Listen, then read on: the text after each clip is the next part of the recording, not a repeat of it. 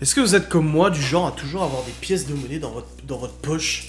C'est infernal. J'ai 3 tonnes de pièces de monnaie dans ma poche, quoi. Regarde tout ce que j'ai. Oh là là, ça traîne toujours. Écoutez, j'espère que vous allez bien. On se retrouve pour une nouvelle vidéo un peu plus sérieuse que celle d'hier où nous avons commenté des petites choses drôles, etc. Enfin bon, ceux qui regardent la vidéo comme ça, qui me découvrent ou qui regardent sans avoir regardé celle d'hier, ils se sont dit. Pour parler d'un sujet que je n'ai pas abordé depuis quelques temps, depuis plusieurs années même. Et je me suis dit que je voulais en fait régaler un petit peu votre curiosité. Parce qu'il est vrai que j'en ai pas vraiment parlé sur ma chaîne YouTube, j'en ai pas fait de vidéo dédiée ou quoi que ce soit. Mais je trouve que c'est une expérience que j'aimerais partager avec vous et vous expliquer un petit peu comment ça s'est passé. Donc je vais vous parler de l'émission à laquelle j'ai participé, on a échangé normalement il y a quelques années, en 2017 il me semble, et je vais vous raconter un petit peu comment s'est passé un peu tout le casting et comment s'est passé un peu le background, etc. J'ai le droit d'en parler, c'est pas de la diffamation envers la prod, etc. Puisque vous savez que j'ai eu quelques petites altercations avec la chaîne qui a diffusé l'émission, avec la société de production, avec les avocats de la société de production. Ça a été un petit peu loin quand même dans tout ça, voilà, ça a été assez compliqué, mais je me suis dit que cette vidéo pouvait permettre d'expliquer un peu aux gens les coulisses. Moi-même, je suis très curieux de savoir comment ça se passe les émissions de télé, comment ça se passe derrière, et pour l'avoir vécu, en fait, je me suis dit, bah tiens, allez, c'est bon, je vais en faire une petite vidéo dédiée, je vais régaler un peu la communauté, et vous donner un petit peu les coulisses, si vous voulez, de mon point de vue et de comment ça s'est passé pour moi. Alors, l'émission, comment s'est passée l'émission? À la base, c'est le service de casting de l'émission qui a démarché. Ça veut dire que moi, je n'ai pas fait la démarche de contacter l'émission, de postuler, etc. C'est directement le casting qui a démarché plusieurs youtubeurs, youtubeuses, vlogs, etc., etc. Quand j'ai reçu le mail, quand j'ai vu le mail, etc., je me suis dit... Ils ont pas dit tout de suite que c'était pour ça, ils ont dit c'est pour une émission. Et je me suis dit, ah trop bien la télé et tout, tu vois, toi t'idéalises un peu la télé, tu te dis, oh tu vois. Donc déjà, de toute façon, ils savent te mettre un peu dans l'ambiance et tout. Attention, hein, cette vidéo n'est absolument pas à charge des équipes, parce que ça, je vais le dire tout de suite, les équipes de réalisation, donc les personnes sur place et les personnes que j'ai côtoyées, ont été absolument fantastiques. C'était des personnes très humaines et très bien. Si j'ai des choses à reprocher à l'émission, c'est en post-prod et les décisions derrière de l'équipe de prod et des monteurs, enfin des ordres qui étaient donnés pour le montage de l'émission, etc. Bref, alors du coup, mail a été reçu, j'ai répondu au mail en disant ouais, c'est intéressant, etc. Et là, très vite, coup de téléphone et tout pour discuter un petit peu de l'émission. Et là, on m'annonce que c'est pour l'émission On a échangé le moment, qui fait son retour pour l'année prochaine, sur TFX, machin, etc. Bla. Je connaissais déjà l'émission. Très sincèrement, moi j'étais pas chaud du tout. J'étais pas chaud parce que passer l'euphorie un peu de se dire « Ah, une émission de télé me contacte !» Tu vois, ou me contacte. Passer un peu l'euphorie, moi je me suis dit « Ça pue la merde. » Quand tu vois comment les youtubeurs sont traités à la télé, quand tu vois Squeezie avec Ardisson, machin, etc., tu te dis ça pue un peu, tu vois, ça faisait un peu peur, quoi. Cyprien ou Squeezie, je sais plus lequel a été interviewé par Ardisson. Bref, tu te dis... ouais, qu'est-ce que ça va se donner? Est-ce qu'on va manipuler ton image, etc., etc. Bref, il y a eu discussion comme ça avec la journaliste de l'émission, parce qu'il faut savoir que l'équipe de tournage, en tout cas pour un échangement, se compose. Il y a eu psychologue, journaliste, régisseur ou régisseuse, un cadreur et un preneur de son. Voilà comment ça se passe. Du coup, prise de rendez-vous avec la journaliste pour qu'elle vienne à la maison, qu'elle puisse faire un peu le portrait un peu rapidos comme ça, chill, un peu rigolo et tout ça. Discussion, présentation aux enfants, présentation du concept, etc. Signature des premiers contrats d'engagement, etc., etc. Alors niveau rémunération, je sais pas si j'ai le droit de le dire ou pas, mais j'en ai rien à foutre, je le dis quand même, de toute façon je suis comme ça, moi je suis un thug. Rémunération, il y a eu un défraiement de 500 €, donc un défraiement c'est pour la participation aux frais, parce que l'équipe de tournage reste quand même chez toi du matin au soir, utilise ta maison, utilise tes locaux, utilise ton électricité, utilise tes chiottes, ton eau, etc. Ils n'utilisent pas ta bouffe. Mais du coup, il y a des frais qui sont engendrés et t'as un défraiement de 500 balles. C'est ajouté à ça, et ça c'est moi qui ai négocié avec la production, avec carrément la directrice de production de la société. J'ai négocié aussi une enveloppe pour couvrir en fait l'absence de vlog pendant plusieurs jours. J'ai fait une estimation de combien ça coûterait de ne pas faire de vlog pendant plusieurs jours. Et en plus du défraiement de 500 balles, il y a une enveloppe de 800 balles ou je sais pas quoi, un truc comme ça, à peu près de remboursement pour la participation à l'émission. Sachant qu'à la base, c'est pas prévu, parce que quand tu participes à cette émission, ils te disent bien que tu dois normalement poser congé, que c'est à tes frais, que c'est toi qui te débrouilles et que t'es pas payé pour ça. Voilà, tu n'es pas payé pour cette participation d'émission. Cependant, il y a ce défraiement, parce qu'ils ont eu des soucis il y a quelques années, la journaliste m'a expliqué qu'il y avait eu des soucis et que du coup, ils avaient mis en place ce système de défraiement de 500 balles, une enveloppe pour l'utilisation des locaux, etc. Voilà. Du coup, la journaliste vient chez toi, elle te fait prendre rendez-vous avec une psychologue aussi qui vient à la maison et qui analyse un peu si t'as toute ta tête en fait pour participer à l'émission. Parce que aussi, ils ont eu des problèmes visiblement d'ordre sociaux, etc. Ils ont eu des participants qui en fait n'étaient pas du tout en condition psychologique de participer à cette émission et ça s'est passé extrêmement mal. Donc maintenant, vraiment là-dessus, je peux vous garantir qu'ils sont super vigilants. Attendez, je mets juste en envoi mon vlog parce qu'il est fini d'être monté, donc hop, perdons pas de temps, tac. Oui, du coup, psychologue qui vient à la maison, qui parle aux gosses, qui parle et tout, donc voilà, un bon check-up. Il te demande ton casier judiciaire complet aussi, voir s'il est vide ou pas, parce qu'ils ont sûrement eu aussi dans le passé des problèmes. Et voilà, une fois que tu as fait tous ces papiers, que tu as signé les contrats, etc., on te dit, on va te recontacter pour caler avec toi une semaine de tournage. Le tournage se passe sur une semaine complète. Du coup, on t'appelle, on t'envoie des mails, etc. On dit, ça risque d'être pendant cette semaine, parce qu'il faut qu'ils coordonnent aussi avec l'autre famille, pour savoir si ça se jouera pour les semaines. Moi, on m'avait dit que Chloé devrait être gardée le plus souvent possible, parce qu'elle pouvait pas figurer visage découvert à l'écran, parce qu'elle avait moins de 3 ans, ou je sais plus c'était quoi le délire. Donc du coup, Chloé, il fallait que je m'organise aussi. Niveau boulot, il fallait que je m'organise aussi. Voilà, c'était assez compliqué. Je sais que de l'autre côté, l'autre famille, contrairement aux engagements qui étaient normalement donnés, normalement t'es censé t'engager pour être présent et pour poser congé, etc. Du côté de l'autre famille, il n'y a pas eu de congé posé, donc le père n'était quasiment jamais là. Ça, la prod en a beaucoup galéré pour les tournages, parce que le père était au boulot du matin au soir. Bref, de toute façon, ça s'est mal passé. C'est une très mauvaise expérience pour eux aussi, de toute manière, parce qu'ils ont coupé les ponts avec la prod et tout, dès le lendemain du tournage. Contrairement à ce qui était annoncé dans la vidéo, ils se sont reparlés. Non, c'est totalement faux. Dès le lendemain du tournage, on a tous reçu un SMS de l'autre famille qui disait on veut plus entendre parler de cette émission. Ça a été très compliqué. Du coup, voilà, donc on te cale une semaine de tournage, et on dit, je vais venir du temps au temps avec toute l'équipe. Le jour d'arrivée de l'équipe, donc ils viennent à la maison, ils viennent, du coup, alors il y a un cadreur avec une caméra, il y a un preneur de son avec sa mixette, etc. Il y a un journaliste et un régisseur. Moi, ce que j'étais un peu troublé, c'est qu'en fait, pendant toute la phase de casting, de préparation de l'émission, etc., j'ai côtoyé en fait une journaliste que j'ai vu régulièrement pour la préparation et tout ça. Et en fait, cette journaliste est partie dans l'autre famille. Donc moi, je me suis retrouvé avec une nouvelle journaliste, un nouveau régisseur et une équipe que je connaissais pas. Et c'était terrible parce que du coup, tu dois faire connaissance, mais en même temps, tu dois tout de suite bosser. Tout de suite, c'est du boulot. Allez hop, on t'installe les cams, les micros, les machins, etc. On va planifier ça. Et en fait, eux, ils avaient déjà planifié toutes les activités de la semaine, tout ce qu'il fallait faire toute la semaine, etc. Donc ils viennent dès le lundi, ou je crois que c'était un dimanche quand ils sont arrivés, et ils disent voilà, alors on va faire ça, on va faire ça, on va faire ça, on va faire ça. Sauf que moi j'étais au courant de rien. Moi perso de mon côté, en tout cas de l'autre côté ça n'a pas été le cas, mais de mon côté, pour avoir la surprise intégrale, je ne savais pas d'où venait la maman, je ne savais pas qui c'était, je ne savais pas ce qu'on allait faire, elle n'avait rien le droit de dire. Donc j'essayais, même en dehors des caméras, tu peux pas me dire non j'ai pas le droit.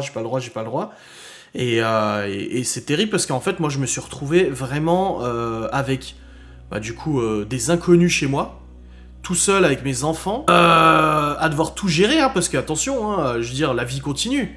C'est pas parce que t'as une semaine de tournage que t'as pas des machines, des lessives, du boulot, parce que moi j'ai continué de bosser, que t'as pas du boulot, que t'as pas des imprévus, que t'as pas l'école, t'as pas ci, t'as pas ça, je veux dire c'est... Non, la vie continue, donc c'est vrai que ça a été une semaine extrêmement fatigante, où il y a tournage de 7h du matin jusqu'à 21h, 22h. Moi j'avais une requête et une obligation, c'est que les enfants ne se couchent pas plus tard que d'habitude.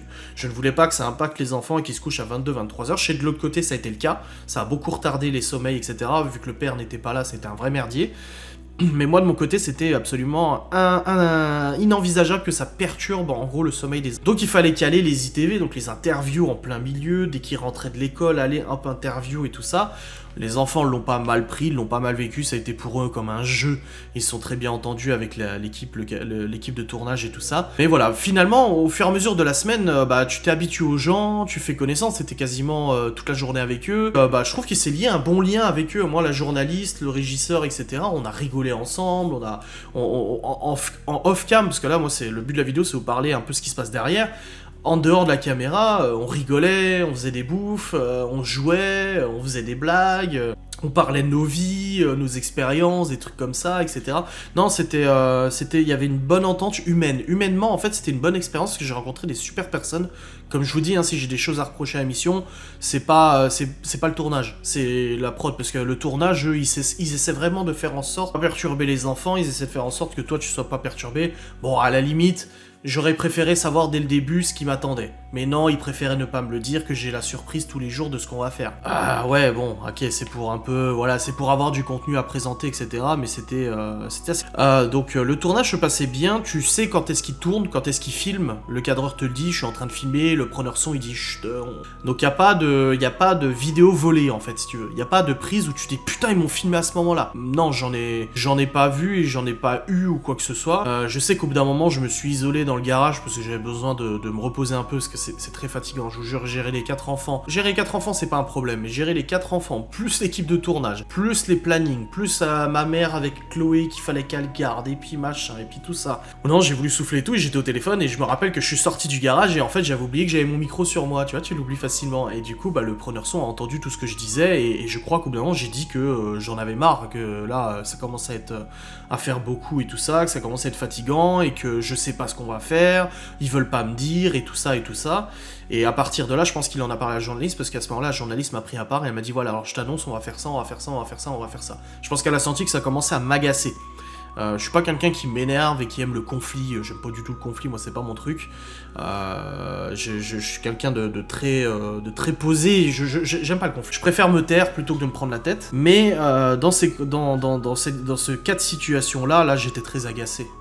J'ai l'impression d'être un pantin en fait, j'ai l'impression qu'on me manipulait et machin. Et puis t'as aussi le côté face caméra où quand la caméra elle tourne, tu te dis toutes les images peuvent être utilisées, donc il va falloir faire très attention à tout ce que je dis, tout ce que je fais, etc. Et c'est pour ça qu'ils arrivent toujours à sortir des mots du contexte, Moi je suis passé pour un con, je vous le dis, je suis passé vraiment pour le gros connard. Alors, tous ceux qui me connaissent, même les abonnés, et ça j'avais averti la prod, je leur ai dit faites pas nimp au niveau du montage, parce il y a quand même 100 000 personnes, il y a quand même des dizaines de milliers de personnes qui suivent derrière et qui vont témoigner que c'est pas vrai, tu vois. Mais je suis quand même passé pour le gros connard, et mes proches et tout, même des amis d'enfance que j'avais pu reparler m'ont écrit en disant ouah mais t'es pas comme ça. Je fais non. Il y a tellement de choses en post-prod qui se sont passées que du coup ça déforme vraiment l'expérience. Je veux dire, moi tous les soirs avec la maman on discutait, on rigolait, on s'est regardé des émissions télé, des enquêtes paranormales, on s'est fait des sushis, des bouffes, enfin voilà, ça se passait très bien, on s'est très bien entendu avec la maman. Vraiment on a eu aucun souci vis-à-vis de ça, on s'est très très bien entendu. Bon, elle était triste parce qu'elle voyait pas ses gamines, donc forcément il y avait la distance et tout qui jouait et qui la rendait un peu morose et tout. Mais en dehors de tout ça, on s'est très bien entendu, on n'a pas eu de conflit, on n'a pas eu de prise de tête excessive ou quoi que ce soit, on avait juste des opinions différentes si tu veux. Mais voilà, moi je trouve qu'elle manquait un tout petit peu, d'engagement dans l'émission. C'est-à-dire que j'ai pas l'impression qu'elle était là pour apprendre quelque chose d'autre ou pour constater qu'on peut vivre différemment d'elle. J'ai l'impression qu'elle était juste là pour imposer sa façon d'être. Mais après, voilà, c'est l'émission qui fait ça. Moi, je trouve que c'était une très bonne personne. Je comprends parfaitement qu'ils aient voulu couper les ponts avec l'émission et tout vis-à-vis de ce qui s'est passé. Parce que je peux vous garantir qu'une expérience comme ça, c'est très très compliqué à gérer. Moi, la notoriété, je la connaissais déjà un tout petit peu. J'avais déjà un petit peu, une habitude de comment ça fonctionne. Mais voilà, c'est assez compliqué quand même. Bref, c'était vraiment... Bref, qu'est-ce que je peux vous dire d'autre sur les coulisses? Qu'est-ce que j'en ai ressorti, tout ça? Matériellement, ils ont laissé du coup tout ce qui servait à la déco. Donc ils ont acheté des choses pour préparer la salle d'interview. Des petites chaises, des paravents, des trucs comme ça. Tout ça, ils ont laissé. J'ai aussi récupéré une boîte de piles assez colossale parce qu'en fait, ils changeaient les piles des micros à chaque utilisation, sachant que les piles n'étaient pas du tout usées. Donc ça veut dire que j'ai bénéficié de beaucoup de piles pendant très longtemps. C'est pas mal, je suis sûr, c'est un avantage quand même, on va pas se plaindre. Mais voilà, des personnes qui faisaient leur travail. Alors oui, j'ai eu des anecdotes de tournage. Par exemple, mon cadreur, mon preneur son, en fait, il travaillait aussi sur l'émission Les Reines du Shopping, tu vois. Donc ça vaut toujours. Je sais que de l'autre côté, c'était koh, tu vois. Donc je sais toujours. Enfin, il y a toujours des petites anecdotes, des petits trucs, et puis on apprend à discuter, à se connaître. T'as fait ça et c'est comment là-bas, tu vois. Je trouve que du coup, ça permet un peu de savoir un peu comment ça se passe derrière, hein. Donc voilà, au niveau de l'expérience, une expérience très fatigante, mais qui était drôle quand même. Si c'était à refaire, est-ce que je le referais? Je sais pas. Très honnêtement, là en tout cas, si on me demanderait, on me le demande pas. Si, on m'a demandé une émission télé l'autre jour. Si on me demanderait de reparticiper à une émission de télé, je dirais non. Je dirais non parce que non. C'est trop, tu vends ton âme au diable. Tu vois, enfin c'est pas le diable, les émissions télé je les regarde aussi, mais pour moi c'est beaucoup trop risqué. C'est beaucoup trop risqué et je comprends que des gens qui soient passés dans des émissions soient devenus très réfractaires à tout ça parce que on m'a vendu ce programme comme un programme familial qui reflète absolument la vérité et qui n'a absolument pas le question de manipuler l'audimat ou de faire croire, etc. Il y a des émissions qui sont plus ou moins manipulatrices, si tu veux. Il y a des émissions comme Les Anges, etc., où là, il y a vraiment... Ils mettent le paquet, du coup, pour refaire du scandale. Autant là, sur cette émission-là, c'était pas le but recherché, même si, en effet, au niveau du montage final, et ça j'en ai déjà parlé pour ceux qui savent, au niveau du montage final de l'émission, il faut le reconnaître, il y a eu de la manipulation, il y a eu des choses qui sortent de leur contexte, ou des trucs qui se sont passés 2 jours après, qui ont été intégrés au début, etc., et des petites facilités comme ça, scénaristiques, j'ai envie de dire. Voilà, donc... Bon, ça fait partie un petit peu du délire et c'est pour ça que non, je ne reparticiperai pas à une émission. Au niveau des émissions télé, les démarchages que j'ai pu avoir, donc il y avait Bienvenue au camping, un truc comme ça, tu sais, un peu comme Bienvenue chez nous, où là en fait c'est des familles qui testaient des campings. C'était très bien engagé au niveau de la prod, mais ça a été annulé. Il y a eu Touche pas à mon poste aussi qui avait contacté, mais bon, après il faut savoir que Touche pas à mon poste, la société qui produit Touche pas à mon poste à l'époque, c'est la société H2O Productions qui appartient à Cyril Hanouna et qui a aussi, dont une bonne partie des parts et des actions ont été rachetées par la société Banijay, et le groupe Banijay c'est le groupe qui détient ALP Productions qui produit On a échangé de maman. Donc quand les gens ont dit ouais, faut passer dans Touche pas à mon poste pour dénoncer, etc., il faut savoir que voilà, la société qui produit Touche pas à mon poste est détenue en partie par la société qui produit aussi On a échangé de maman. Donc il y a un gros conflit d'intérêts et il n'y a pas de raison de se tirer une balle dans le pied, tu vois. Voilà, après d'autres émissions télé, ouais, Famille XXL, non, c'était Les Mamans, c'est ça. Les Mamans aussi, qui avaient proposé à plusieurs reprises de participer, que je me souvienne, un truc de mon repas de Noël en famille, ou un truc comme ça, où il fallait en fait faire un repas de famille avec un budget, famille nombreuse, etc., et faire un repas de famille en octobre, en fait. Faire le tournage en octobre pour le diffuser à Noël et tout, pareil, c'est tombé un peu à l'eau. Et puis voilà, donc bon, j'espère que cette vidéo vous a plu, je vous ai donné un petit peu d'anecdotes. J'ai pas préparé cette vidéo parce que moi je sors ça comme ça vient, comme d'habitude. Mais j'espère que ces anecdotes vous auront plu, vous auront fait plaisir. Et puis bah au plaisir de vous retrouver dans une autre facecam, hein, j'ai envie de dire. Allez, abonnez-vous, likez, commentez. Comme d'habitude, je vous dis à très vite.